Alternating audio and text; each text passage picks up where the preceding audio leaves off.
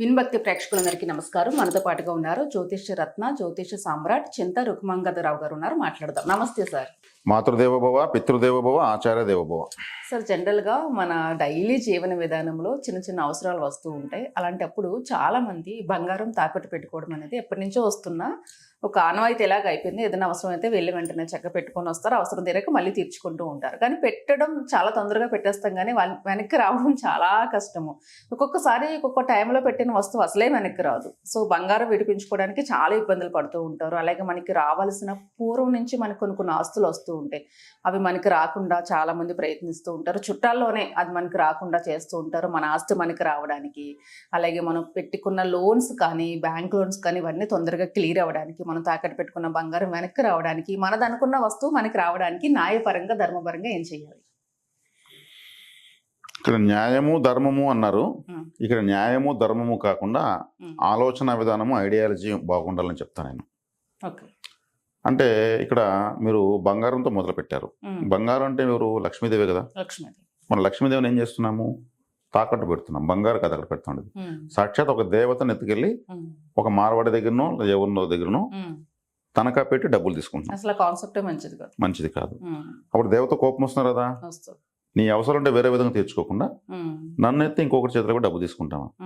అతనేమో భద్రంగా సేఫ్గా పెడతాడు, అతనికి కలిసి వస్తూ ఉంటుంది, చాలా గౌరవంగా చూస్తూ ఉంటాడు, కండ్లకు అద్దుకుంది డబ్బు కూడా లెక్క పెట్టాడు. ఇక్కడ మనం ఏం చేస్తున్నాము? బాగా నెత్తిపి అలా బారేసి డబ్బు తీసుకుంటున్నాం. మరి ఎందుకు మనకు ఆ పరిస్థితులు వస్తాయి? అసలు బంగారం కుదబెట్టే వరకు ఎందుకు వస్తున్నాము? ఒక బెడ్రూమ్ ఉంటుంది, డ్రెస్సింగ్ టేబుల్ ఉంటుంది, అక్కడ ఇంటి యజమానురాలు అలంకరించుకుంటూ ఉంటుంది. ఒక మోడల్ నచ్చలేదంటే ఈ వారు చూస్తుంది, అవి తీసేసి బెడ్ పైన పెట్టేసి మళ్ళీ ఇంకోటి వేసుకుంటుంది, మళ్ళీ అది తీసేసి మారుస్తూ ఉంటుంది. బెడ్ పైన ఎప్పుడు బంగారు పెట్టకూడదు, అది భోగ వస్తువు. ఇలా విసిరివేయడం, బెడ్ పైన వ్యాలెట్స్ పెట్టడము, ఏటీఎంస్ పెట్టడము. ఎప్పుడైతే ఇలా పవిత్రమైన వస్తువుని బెడ్ పైన పెడతామో అవి ముత్తుట్టుకు మన పురుగు బయలుదేరుతాయి. మాకు ఎన్ని నగలు ఉండేవి, ఒకటి లేదు, ఏ ప్రోగ్రాంకి వెళ్ళలేకపోతున్నాము, ఎవరిని ప్రోగ్రామ్స్కి వెళ్ళడం అడగలేకపోతున్నాము అనే పరిస్థితులకు కారణము అనుచితంగా లక్ష్మీదేవి పట్ల ఆలోచించి ప్రవర్తించడమే. లక్ష్మీదేవికి కోపం ఎక్కువ. దేవతల్లో ఆమెకున్నంత కోపం ఎవరికి లేదు. ఆమె పేరు రౌద్ర రూపిణి అనేటువంటి ఒక పేరు ఆమెకుంది, ఆమె యొక్క అష్టోత్తర శతనామంలో. అంటే రుద్ర రూప స్వరూపిణి ఆమె. ఆమె పట్ల అనుచితంగా ప్రవర్తిస్తే మీ దగ్గర ఉన్న కర్మ నాకెందుకు అంటుంది. అంటే ఏడ్ చేస్తే నేను అనుగ్రహించాలనా? అంటే ఒక ఏడుపుకి లక్ష్మీదేవి ఎప్పుడు అనుగ్రహించదు. ఆమెకు రెస్పెక్ట్. ఒక అతిథిని ఇంటికి పిలుస్తాము, కనీసం నీళ్లు కూడా ఇవ్వకుండా, పలకరించకుండా, అతను పట్టించుకోకుండా ఉంటే అతను అవమానంగా ఫీల్ అవుతారు కదా. ఇంకెప్పుడు జీవితంలో వీళ్ళింటికి రాకూడదు అనుకుంటాడు. ఒక మనిషికే రెస్పెక్ట్ దొరకకపోతే అలా ఉన్నప్పుడు, ఒక దేవతకు రెస్పెక్ట్ లేకపోతే ఎందుకు ఉంటుంది దేవత? ఉండదు. అంటే ఈ దేవత పట్ల ఎలా మనం బిహేవ్ చేయాలి, ఆ విధానాన్ని అనుసరించాలి అనేది తెలుసుకోవడమే నేను ఐడియాలజీ అని చెప్పింది స్టార్టింగ్ మీకు. ఇప్పుడు న్యాయము ధర్మం తర్వాత విషయం, మన యొక్క ప్రవర్తన ఏ విషయంలో ఎలా ఉండాలనేది. కాబట్టి మనకు అది కూడా మనకు ఒక అర్థవంతమైన దానికని మనం పెడితే పర్లేదు. మనము చేసినటువంటి అనుచితమైనటువంటి లేదంటే సంబంధమైన చేసిన తప్పులకు రికవరీ కోసం ఎన్నో చేస్తుంటాం. అర్థవంతమైనటువంటి విషయాలకు అయితే అన్ని సందర్భాల్లో లక్ష్మీదేవిని బంగారం కుదబెట్టిన అవసరం రాదు. ఇదొకటి. లక్ష్మీదేవికి శ్రీ మహావిష్ణువు పైన కోపం ఎక్కువ. ఆయన మీద అలాగే వచ్చేసింది ఆమె. మన మీద మనం అనుకుంటే అనుగ్రహిస్తుందా? కాబట్టి ఇలా ఆలోచించాలి డబ్బుల విషయంలో, బంగారు విషయంలో. ఇక తర్వాత తీసుకుంటే పూర్వీకమైన ఆస్తులు. పూర్వీకమైన ఆస్తులు అంటే అది వాళ్ళ యొక్క వంశానికి ఉన్నటువంటి కొన్ని రకాల దోషాల వల్ల ఆస్తులు వీళ్ళు అనుభవించకూడదు అని స్ట్రక్ అయిపోయింటాయి. కులదేవ ఆగ్రహం కావచ్చు, పితృదేవత ఆగ్రహం కావచ్చు, సర్ప శాపం కావచ్చు, గురు శాపం కావచ్చు, కన్య శాపం కావచ్చు, స్త్రీ శాపం కావచ్చు, దేవతా శాపం కావచ్చు.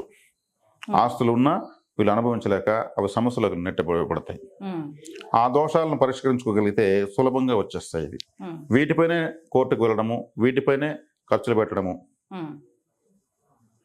ఎంతైనా కానీ ₹1,00,00,000 ఖర్చు కానీ కోర్టులో తేల్చుకుంటారా, నీ అంత నేను చూస్తా అంటారు. అంటే ఇంకొక వ్యక్తిని ఇతని డబ్బుతో నిన్ను ఎంతవరకైనా చేస్తాను అని సవాల్ విసురుతూ ఉంటారు. చివరికి ఈ కోట్లు సాలవు, ఏది సాలదు. ఆయన డబ్బంతా దానికోసం నేను కోర్టు ఖర్చు పెడేస్తాను, అది రాలేదు, కోర్టులో తీరను లేదు, నా పిల్లల్ని చదివించుకునే పరిస్థితి అంటారు. దేనికైనా ఐడియాలజీ బాగుండాలి.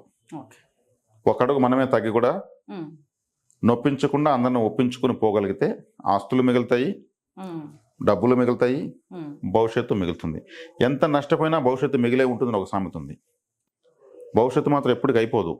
దాన్ని మనం గుర్తించుకుంటే చాలా. అది గుర్తించకుండా ఉన్నంత వరకు భవిష్యత్తు మన కంటికి కనిపించదు. దీనికి పెద్దవాళ్ళు చేసిన తప్పులు ఉండొచ్చు, మరి వంశపరంగా ఉన్నటువంటి శాపాలు ఉండొచ్చు. ఇవేవైనా ఉన్నాయి కాబట్టి మనకి ఇటువంటి సమస్యలు, సంబంధం లేని సమస్యలు వస్తున్నాయని రకరకాలుగా చుట్టూ ట్రాఫిక్ జామ్ లాగా కమ్ముకుంటాయి. వీటిని తంత్ర జ్యోతిషం ద్వారా అయితే మేమైతే మార్కింగ్ వేయగలము. మీ జాతకరీత్యా మీకున్న దోషాలు ఆస్తుల పరంగా ఎలా ఉంది, ఆరోగ్యపరంగా ఎలా ఉంది, వ్యాపార పరంగా ఎలా ఉంది, కుటుంబ పరంగా ఎలా ఉందని ఆ వాటిని గురించి ఆలోచించాలనేటువంటి ఆలోచన కూడా జనాలకు లేదు. ఇటువంటి ఒక విధానం ఉందని తెలియదు. కాబట్టి జాతకం చూపించుకోవడం ద్వారా మేము ప్రాపర్టీస్ అనే పాయింట్ని మేము మార్కింగ్ వేసి అక్కడ ఉన్న ఎనర్జీ లెవెల్ చూసి దానికి దేవతా పరిహారము, ఆలయ పరిహారం, వ్యక్తిగత పరిహారం, పలు రకాల పరిహారాలు ఇస్తాం. సరే, ఇదే ఆస్తులకు సంబంధించినటువంటి విషయంలో అమ్ముడు పోలేదంటూ ఉంటారు కొంతమంది. అమ్ముకొని అది అమ్మితే మా సమస్యలు తెస్తాయి.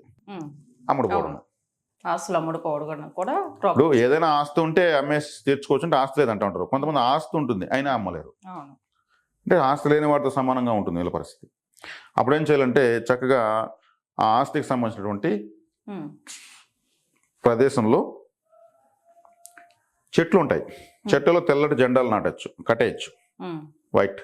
ఒకవేళ గేట్ ఉంది, గేటుకి వైట్ పెయింట్ కొట్టచ్చు. ఆ ఆస్తికి సంబంధించిన పత్రాలు జిరాక్స్ కాపీ ఒకటి తీసి వైట్ క్లాత్లో పెట్టి పూజ రూమ్లో వాయువ్య మూల గాలిలో వెలగట్టచ్చు. అది ఊగుతూ ఉండాలి. వాయువ్య మూల అన్నాం, గాలి వాయువు అంటే ఊగుతూ ఉంటే ఏమవుతుంది, డాక్యుమెంటు గాలి కాబట్టి తరలి వెళ్ళిపోతుంది. ఈ వైట్ క్లాత్ అక్కడ కట్టడం వల్ల రాత్రిపూట కూడా కనిపిస్తుంది అది వైట్. వైట్ పెయింట్ కొట్టడం వల్ల వైట్ అంటే చంద్రుడు కరిగిపోతాడు, పెరిగిపోతాడు, చలనం వస్తుంది. ఈ ల్యాండ్లో మట్టి తీసి గుమ్మడికాయలు వేసి ఎట్లాగైతే మనిషికి దిష్టి తీసి చెప్పిన విధానము అది చేయొచ్చు. తర్వాత ఆ డాక్యుమెంట్ జిరాక్స్ కాపీలు తీసుకొని రోజు ఒక సెట్ కాల్ చేయొచ్చు. జిరాక్స్ కాపీలు అంటే అది దాంట్లో నెగటివిటీ బర్న్ అయిపోతుంది. ఈ విధానాన్ని కూడా వాళ్ళు అనుసరించుకోవచ్చు, సేల్ అవుతుంది. ఇంకా రేట్ అనే విషయాన్ని ఇంకా వాళ్ళ కొనే వాళ్ళ ఇష్టం, అమ్మే వాళ్ళ ఇష్టం, సేల్ అయిపోతుంది. ఇల్లు అయినా కూడా అంతే, దానికంటే ఒక డాక్యుమెంట్ ఉంటుంది. ఆ డాక్యుమెంట్ అలాగే వాయుమూల కట్టాలి. అది ఇలాంటివి చేసుకోవచ్చు.